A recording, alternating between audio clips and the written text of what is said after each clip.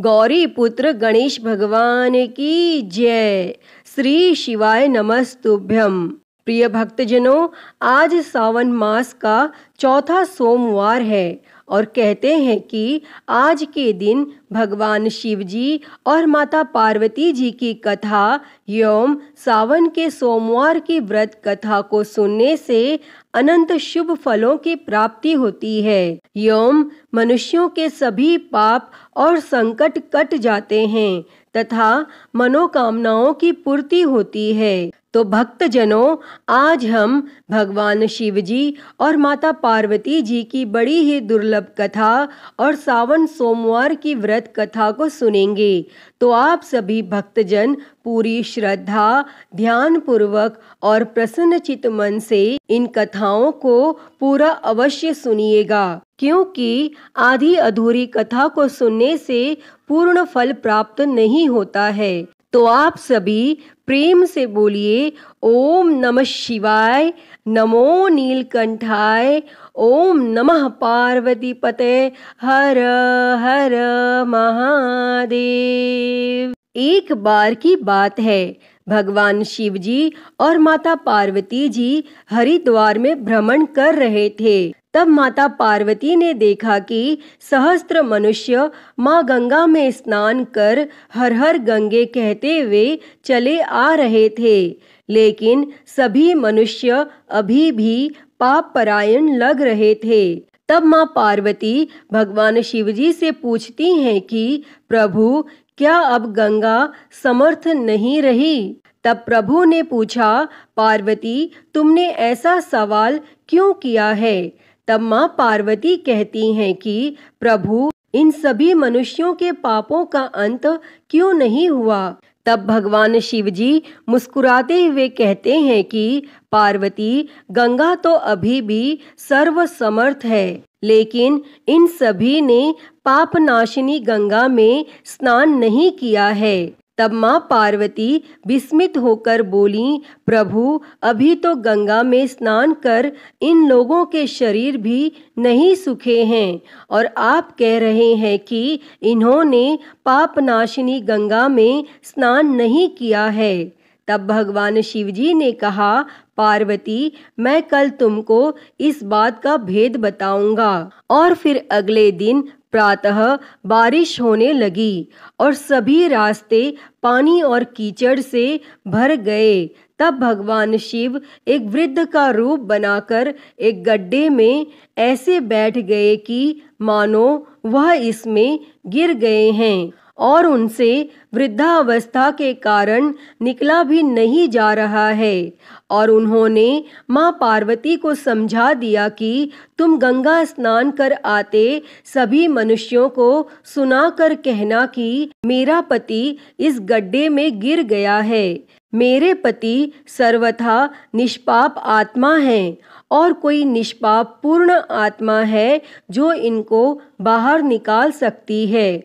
अगर कोई व्यक्ति निष्पाप है तो वही मेरे पति को बाहर निकालने के लिए हाथ लगाए, लेकिन अगर कोई निष्पाप नहीं हुआ तो उसका शरीर जलकर भस्म हो जाएगा। और माँ पार्वती अब गड्ढे के पास बैठ गई और सभी को सुनाकर कहने लगी। तब हर कोई सुंदर स्त्री को प्रलाप करता हुआ देखकर रुक जाता और एक सुंदर स्त्री को वेदना में देखकर कोई उनकी मदद के लिए तैयार हो जाता। लेकिन जैसे ही वह वृद्ध वेशधारी भगवान शिव जी को बाहर निकालने के लिए हाथ बढ़ाने लगता, माता पार्वती तुरंत उन्हें टोक देती और वह कहती कि मेरे पति सर्वथा निष्पाप आत्मा है और कोई निष्पाप पूर्ण आत्मा है जो इनको बाहर निकाल सकता है।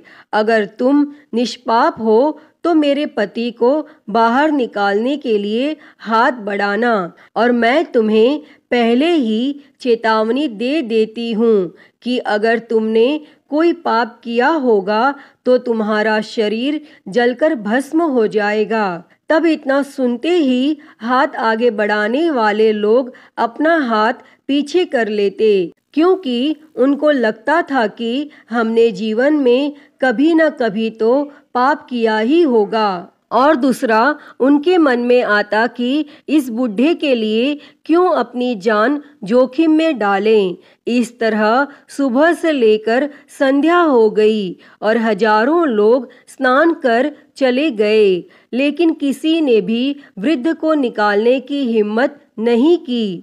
तब शाम के समय एक युवक हाथ में लोटा लिए वहां से गुजरा, तो माँ पार्वती ने उसको भी अपनी व्यथा सुना दी। और जब वह मदद करने के लिए हाथ बढ़ाने लगा तो उससे भी वही बात कही जो अब तक वहां से गुजरे हजारों लोगों को कही थी। अगर तुम सर्वथा निष्पाप हो तो ही मेरे पति को हाथ लगाना, नहीं तो तुम भस्म हो जाओगे।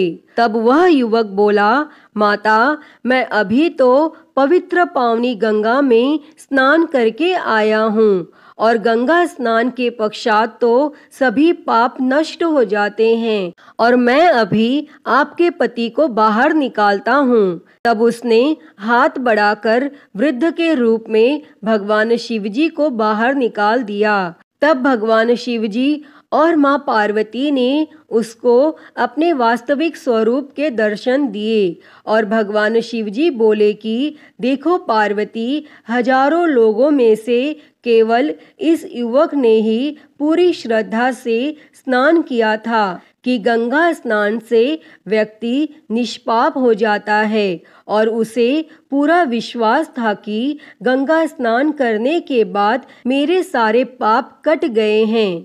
कहने का तात्पर्य यह है कि लोग बिना किसी श्रद्धा और विश्वास के गंगा स्नान करते हैं, इसलिए उनको उसका पूर्ण फल प्राप्त नहीं होता है।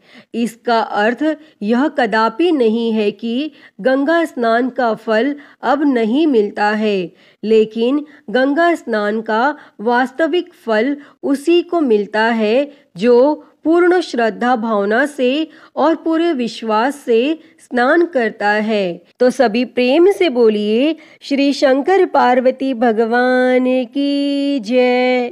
प्रिय भक्तजनों, आइए अब सुनते हैं सभी मनोकामनाओं को पूरी करने वाली अगली कथा। तो आप सभी प्रेम से बोलिए, श्री उमापति शंकर भगवान की जय, सर्वदेवी देवता की जय। एक बार की बात है, माता पार्वती शिवजी को पति रूप में प्राप्त करने के लिए घोर तप कर रही थी और उनके तप को देखकर देवताओं ने शिवजी से देवी की मनोकामना को पूर्ण करने की प्रार्थना की। तब शिवजी ने माता पार्वती जी की परीक्षा लेने सप्त ऋषियों को भेजा और सप्त ऋषियों ने शिवजी के सैकड़ों अवगुण गिनाए, परंतु पार्वती जी को महादेव के अलावा किसी और से विवाह मंजूर नहीं था। भक्तजनों, विवाह से पहले सभी वर अपनी भावी पत्नी को लेकर आश्वस्त होना चाहते हैं, इसीलिए भगवान शिवजी ने स्वयं भी पार्वती जी की परीक्षा लेने की ठानी और भगवान शंकर प्रकट हुए और पार्वती जी को वरदान देकर अंतर ध्यान हुए। इतने में पार्वती माता जहाँ तप कर रही थी, वहीं पास में तालाब में मगरमच्छ ने एक लड़के को पकड़ लिया और लड़का जान बचाने के लिए चिल्लाने लगा। माता पार्वती जी से उस बच्चे की चीख सुनी नहीं गई और द्रवित हृदय होकर वह तालाब पर पहुंची तो देखती है कि वह मगरमच्छ लड़के को तालाब के अंदर खींचकर ले जा रहा है। तब लड़के ने देवी को देखकर कहा, मेरी ना तो माँ है, ना बाप, ना कोई मित्र, माता आप मेरी रक्षा करें। तब पार्वती जी ने कहा, हे मगरमच्छ, इस लड़के को छोड़ दो। तब मगरमच्छ बोला, दिन के छठे पहर में जो मुझे मिलता है उसे अपना आहार समझकर स्वीकार करना मेरा नियम है और ब्रह्मदेव ने दिन के छठे पहर इस लड़के को भेजा है, मैं इसे क्यों छोड़ूं? तब पार्वती जी ने विनती की, तुम इसे छोड़ दो, बदले में तुम्हें जो चाहिए वह मुझसे कहो। तब मगरमच्छ बोला, एक ही शर्त पर मैं इसे छोड़ सकता हूँ। आपने तप करके महादेव जी से जो वरदान लिया है, यदि उस तप का फल मुझे दे दो तो मैं इसे छोड़ दूंगा। तब पार्वती जी तुरंत तैयार हो गई और उन्होंने कहा, मैं अपने तप का फल तुम्हें देने के लिए तैयार हूँ, लेकिन तुम इस बालक को छोड़ दो। और मगरमच्छ ने समझाया, सोच लो देवी, जोश में आकर संकल्प मत करो। हजारों वर्षों तक जैसा तप किया है वैसा देवताओं के लिए भी संभव नहीं है। उसका सारा फल इस बालक के प्राणों के बदले चला जाएगा।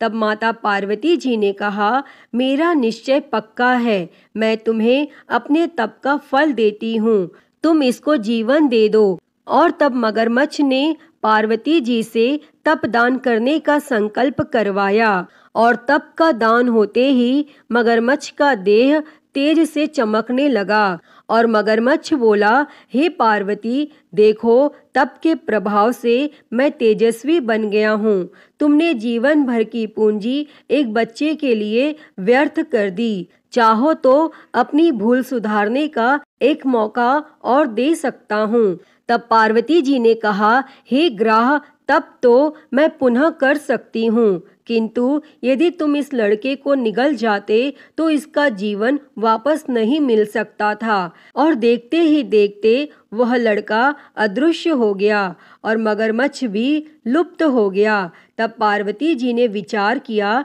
मैंने तब तो दान कर दिया है और अब पुनः तप आरंभ करूंगी। और पार्वती जी ने फिर से तप करने का संकल्प लिया। तब भगवान सदाशिव फिर से प्रकट होकर बोले, पार्वती, भला अब क्यों तप कर रही हो? तब पार्वती जी ने कहा, प्रभु, मैंने अपने तप का फल दान कर दिया है।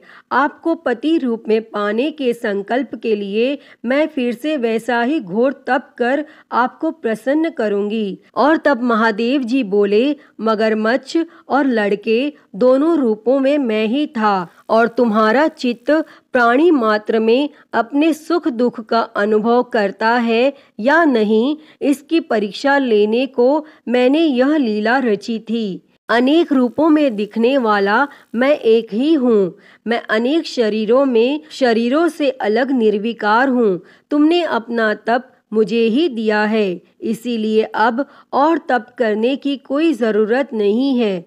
तब देवी ने महादेव को प्रणाम कर प्रसन्न मन से विदा किया। तो सभी प्रेम से बोलिए, शंकर पार्वती भगवान की जय।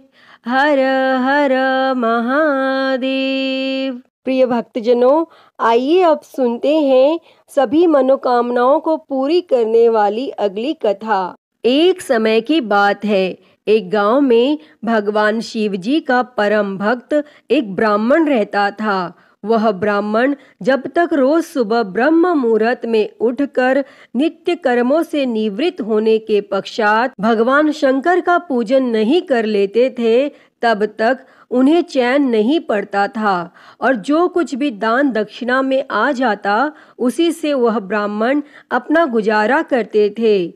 और दयालु इतने थे कि जब भी कोई जरूरतमंद मिल जाता तो अपनी क्षमता के अनुसार उसकी सेवा जरूर करते थे। और इस कारण शिवजी के परम भक्त ब्राह्मण देवता गरीबी का जीवन व्यतीत कर रहे थे। और ब्राह्मण की इस दानी प्रवृत्ति से उनकी पत्नी उनसे चिढ़ती तो थी, किंतु उनकी भक्ति परायणता को देख उनसे अत्यधिक प्रेम करती थी। इसीलिए वह कभी भी उनका अपमान नहीं करती थी और साथ ही अपनी जरूरत का धन वह आस पड़ोस में मजदूरी करके जुटा लेती थी। एक समय ऐसा आया जब मंदिर में दान दक्षिणा कम आने लगी, जिससे उन पंडित जी को आर्थिक तंगी का सामना करना पड़ा और घर की मूल आवश्यकताओं की पूर्ति नहीं होने के कारण ब्राह्मणी दुखी रहने लगी और इसी तरह दिन बीतने लगे।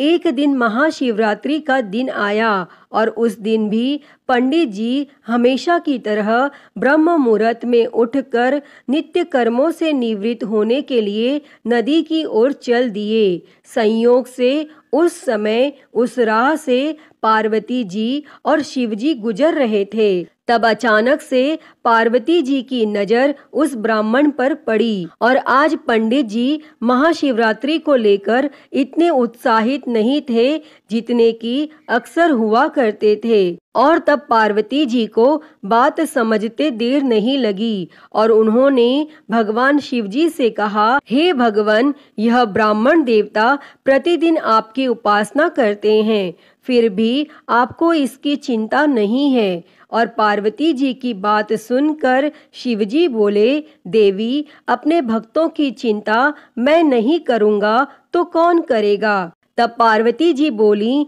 तो हे महादेव, आपने अब तक इसकी सहायता क्यों नहीं की। तब शिवजी बोले, देवी, आप निश्चिंत रहिए, अब तक उसने जितने बिल्व पत्र शिवलिंग पर चढ़ाए हैं वही बिल्व पत्र आज रात्रि में उसे धनपति बना देगा। और यह बातचीत करके पार्वती जी और शिवजी तो चल दिए, किंतु संयोग तो देखिए, उसी समय उस राह में एक व्यापारी गुजर रहा था और उसने छुपकर शिवजी और पार्वती जी का वार्तालाप सुन लिया।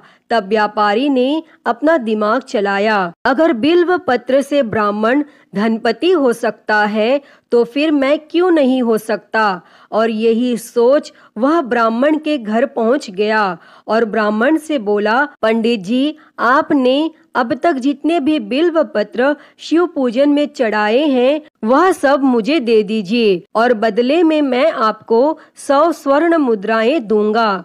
तब पंडित जी ने अपनी पत्नी से पूछा तो वह बोली, पुण्य का दान ठीक तो नहीं है, किंतु अगर आपका मन करे तो दे दीजिए और हमें धन की जरूरत है, इसीलिए दे दीजिए। और तब पंडित जी ने सारे बिल्व पत्र बोरे में भरकर सेठ जी को दे दिए और बिल्व पत्रों का बोरा लेकर सेठ जी पहुंच गए मंदिर और शिवलिंग पर चढ़ाकर देखने लगे कि कब शिवजी कृपा करेंगे और कब वह और धनपति बन जाएगा।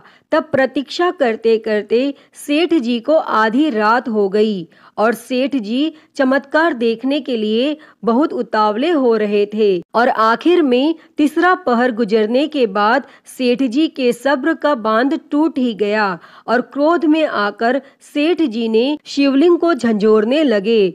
फिर अचानक ही चमत्कार हुआ और सेठ जी के हाथ शिवलिंग से ही चिपके रह गए। तब उन्होंने बहुत प्रयास किया किंतु हाथ हिले तक नहीं।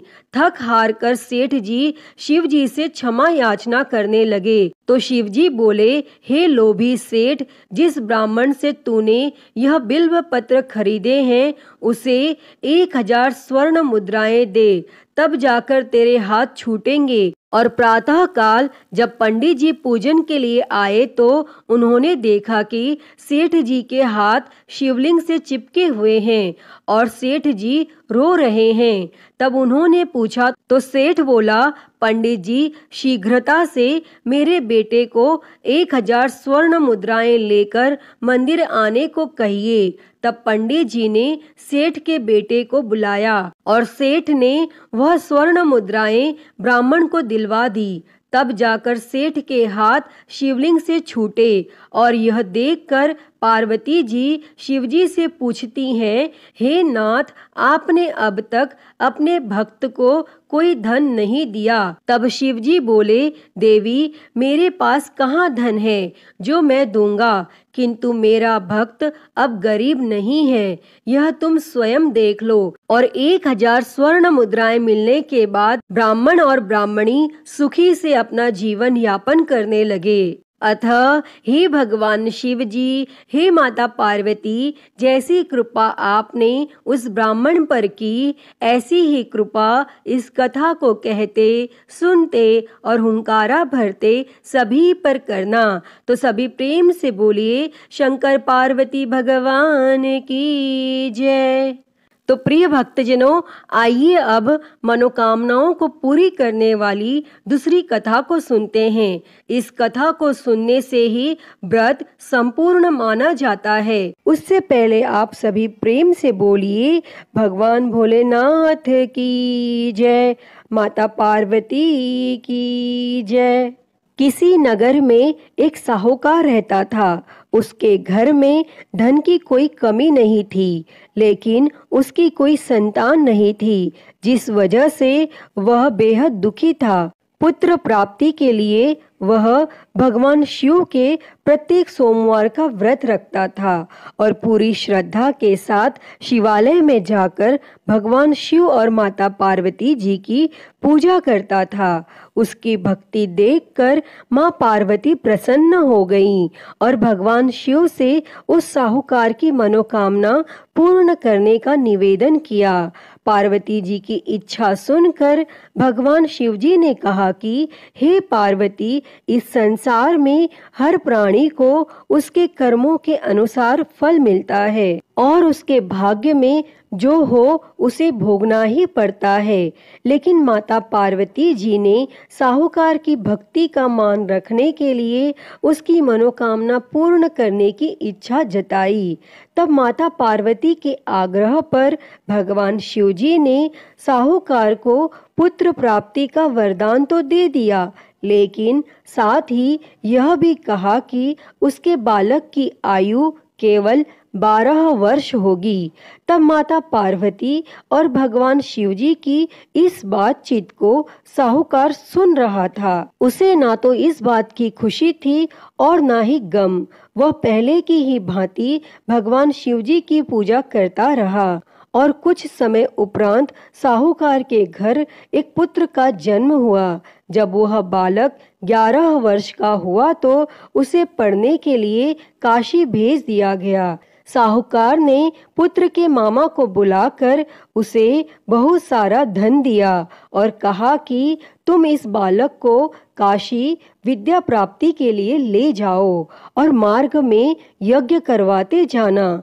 जहाँ भी यज्ञ कराओ वहीं पर ब्राह्मणों को भोजन कराते और दक्षिणा देते हुए जाना। और दोनों मामा भांजे इसी तरह यज्ञ कराते और ब्राह्मणों को दान दक्षिणा देते काशी की ओर चल पड़े। रास्ते में एक नगर पड़ा, जहाँ नगर के राजा की कन्या का विवाह था, लेकिन जिस राजकुमार से उसका विवाह होने वाला था वह एक आंख से काना था। तब राजकुमार के पिता ने अपने पुत्र के काना होने की बात को छुपाने के लिए एक चाल सोची। साहूकार के पुत्र को देखकर उसके मन में एक विचार आया। तब उसने सोचा, क्यों ना इस लड़के को दुल्हा बनाकर राजकुमारी से विवाह करा दूं और विवाह के बाद इसको धन देकर विदा कर दूंगा और राजकुमारी को अपने नगर ले जाऊंगा। और फिर उस लड़के को दूल्हे का वस्त्र पहनाकर राजकुमारी से विवाह करा दिया गया। लेकिन साहूकार का पुत्र एक ईमानदार लड़का था। उसे यह बात न्याय संगत नहीं लगी और उसने अवसर पाकर राजकुमारी की चुन्नी के पल्ले पर लिखा कि तुम्हारा विवाह मेरे साथ हुआ है, लेकिन जिस राजकुमार के संग तुम्हें भेजा जाएगा वह एक आंख से काना है। मैं तो काशी पढ़ने जा रहा हूँ। तब राजकुमारी ने चुन्नी पर लिखी बातें पढ़ी तो उसने अपने माता पिता को यह बात बताई। तब राजा ने अपनी पुत्री को विदा नहीं किया और फिर वह बारात वापस चली गई। दूसरी ओर साहूकार का लड़का और उसका मामा काशी पहुँचे और वहां जाकर उन्होंने यज्ञ किया और जिस दिन लड़के की आयु 12 साल की हुई उसी दिन यज्ञ रखा गया। लड़के ने अपने मामा से कहा कि मेरी तबीयत कुछ ठीक नहीं है, तब मामा ने कहा कि तुम अंदर जाकर सो जाओ, और भगवान शिवजी के वरदानानुसार कुछ ही क्षणों में उस बालक के प्राण निकल गए। और मृत भांजे को देखकर उसके मामा ने विलाप शुरू किया। संयोगवश उसी समय भगवान शिवजी और माता पार्वती उधर से जा रहे थे। तब माता पार्वती ने भगवान शिवजी से कहा, प्राणनाथ, मुझे इसके रोने के स्वर सहन नहीं हो रहे। आप इस व्यक्ति के कष्ट को अवश्य दूर करें। और जब भगवान शिवजी मृत बालक के समीप गए तो वह बोले कि यह तो उसी साहूकार का पुत्र है जिसे मैंने 12 वर्ष की आयु का वरदान दिया था। अब उसकी आयु पूरी हो चुकी है। लेकिन मातृभाव से विभोर माता पार्वती ने कहा कि हे महादेव, आप इस बालक को और आयु देने की कृपा करें, अन्यथा इसके वियोग में इसके माता पिता भी तड़प तड़प कर मर जाएंगे। और फिर माता पार्वती के आग्रह पर भगवान शिवजी ने उस लड़के को जीवित होने का वरदान दिया, और शिवजी की कृपा से वह लड़का जीवित हो गया। और फिर शिक्षा समाप्त करके वह लड़का अपने मामा के साथ अपने नगर की ओर चल दिए, और दोनों चलते हुए उसी नगर में पहुँचे जहाँ उसका विवाह हुआ था। और उस नगर में भी उन्होंने यज्ञ का आयोजन किया। तब उस लड़के के ससुर ने उसे पहचान लिया और महल में ले जाकर उसकी आव भगत की और अपनी पुत्री को उसके साथ विदा किया। और इधर भूखे प्यासे रहकर साहूकार और उसकी पत्नी बेटे की प्रतीक्षा कर रहे थे। उन्होंने प्रण कर रखा था कि यदि उन्हें अपने बेटे की मृत्यु का समाचार मिला तो वह भी प्राण त्याग देंगे। परंतु अपने बेटे के जीवित होने का समाचार पाकर वह बेहद प्रसन्न हुए। और फिर उसी रात भगवान शिवजी ने उस साहूकार के स्वप्न में आकर कहा, हे श्रेष्ठी, मैंने तेरे सोमवार के व्रत करने और व्रत कथा सुनने से प्रसन्न होकर तेरे पुत्र को लंबी आयु प्रदान की है। प्रिय भक्तों, जो कोई भी सोमवार का व्रत करता है या कथा सुनता और पढ़ता है, उसके सभी दुख दूर होते हैं और समस्त मनोकामनाएं पूर्ण होती हैं। अतः हे भगवान भोलेनाथ जी, जैसी कृपा आपने उस साहूकार के बेटे पर करी, वैसी ही कृपा इस कथा को कहते, सुनते और हुंकारा भरते सब पर करना। तो बोलिए भगवान भोलेनाथ की जय, माता पार्वती की जय। श्री शिवाय नमस्तुभ्यम। प्रिय भक्तजनों, आइए सुनते हैं श्री उमापति महादेव जी की आरती। तो सभी प्रेम से बोलिए हर हर महादेव। जय शिव ओमकारा, हो भोले भज शिव ओमकारा। ब्रह्मा विष्णु सदा शिव, भोले भोलेनाथ महाशिव। अर्धांगी धारा, ओम हर हर हर महादेव। एकानन चतुरानन पंचानन राजे, हो भोले पंचानन राजे। हंसासन गरुड़ासन, हंसासन गरुड़ासन। वृषवाहन साजे, ओम हर हर हर महादेव। दो भुज चार चतुर भुज, 10 भुज अति सोहे, भोले 10 भुज अति सोहे। तीनों रूप निरखता, भोले जी का रूप निरखता। त्रिभुवन जन मोहे, ओम हर हर हर महादेव। अक्षमाला बनमाला मुंडमाला धारी, भोले मुंडमाला धारी। चंदन मृग मद सोहे, चंदन मृग मद सोहे, भोले शुभकारी। ओम हर हर हर महादेव। श्वेतांबर पीतांबर बाघांबर अंगे, ओ भोले बाघांबर अंगे। सनकादिक ब्रह्मादिक, सनकादिक ब्रह्मादिक, भूतादिक संगे। ओम हर हर हर महादेव। कर के मध्य कमंडल चक्र त्रिशूल धरता, हो भोले चक्र त्रिशूल धरता। जग करता जग भरता, जग करता जग भरता, जग संहार करता। ओम हर हर हर महादेव। ब्रह्मा विष्णु सदा शिव आजीवन एका, हो भोले जानत अविवेका।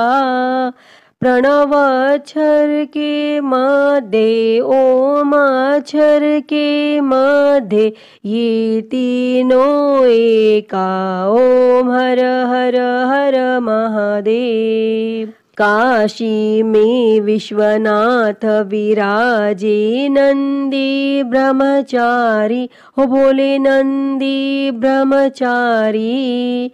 नित उठ दर्शन पावत, रुचि रुचि भोग लगावत, महिमा अति भारी। ओम हर हर हर महादेव। त्रिगुण स्वामी जी की आरती जो कोई नर गावे, हो भोले जो कोई नर गावे।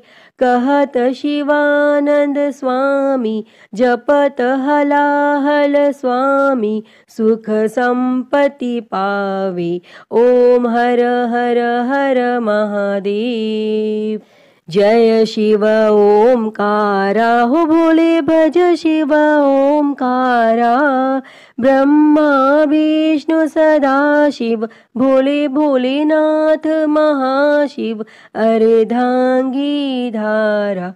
ओम हर हर हर महादेव। ओम हर हर हर महादेव। अच्युतं केशवं राम नारायणं, कृष्ण दामोदरं वासुदेवं, हरे श्रीधरं माधवं गोपिकावल्लभं, जानकी नायकं श्रीरामचन्द्रं भजे। हरे राम राम राम हरे हरे, हरे कृष्णा कृष्णा कृष्णा हरे हरे, हरे राम राम राम हरे हरे, हरे कृष्णा कृष्णा कृष्णा हरे हरे। बोलिए भगवान श्री रामचंद्र जी की जय। वृंदावन बिहारी लाल की जय। काशी विश्वनाथ महादेव की जय। श्री गणेश जी महाराज की जय। माँ भगवती की जय। धर्म की जय हो, अधर्म का नाश हो, प्राणियों में सद्भावना हो, विश्व का कल्याण हो, गौ हत्या बंद हो, गौ माता की सेवा हो, विश्व में शांति हो। ओम शांति शांति शांति ही। ओम नमः शिवाय। नमो नीलकंठाय। ओम नमः पार्वती पते। हर हर महादेव। हर हर महादेव। हर हर महादेव। हर। प्रिय भक्तजनों, मैं उम्मीद करती हूँ कि आपको यह कथा पसंद आई होगी, और अगर वीडियो अच्छी लगी हो तो इसे लाइक करें, ज़्यादा से ज़्यादा शेयर करें, और कमेंट में हर हर महादेव लिखना ना भूलें। और हरिहर भक्ति चैनल पर अगर आप नए हैं तो इस चैनल को सब्सक्राइब कर नोटिफिकेशन बेल को ज़रूर ऑन कर लें। हर हर महादेव। धन्यवाद।